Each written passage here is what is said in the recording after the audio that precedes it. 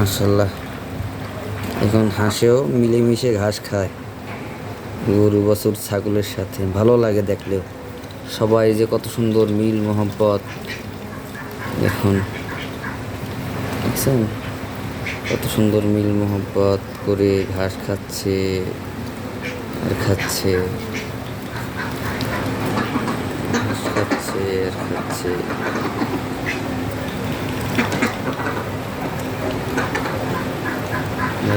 আহা কি আনন্দ আকাশে বাতাসে, দেখে মন জুড়িয়ে যাচ্ছে। আহা কি আনন্দ আকাশে বাতাসে।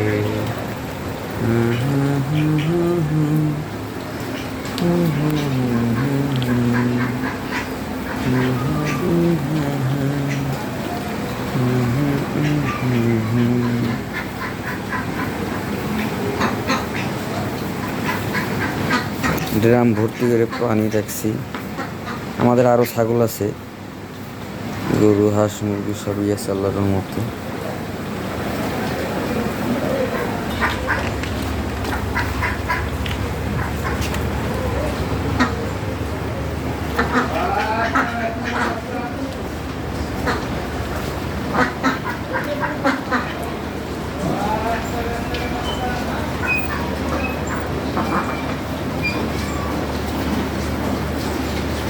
দেখছেন কত সুন্দর মিলেমিশে ঘাস খায়। সকলে দোয়া করবেন খামারটার জন্য, খামারটা জানি ধরে রাখতে পারি। খামার মানে অনেক পরিশ্রম, কষ্ট, অনেক কষ্ট করার পরে সফলতা আসে, এমনি এমনি আসে না।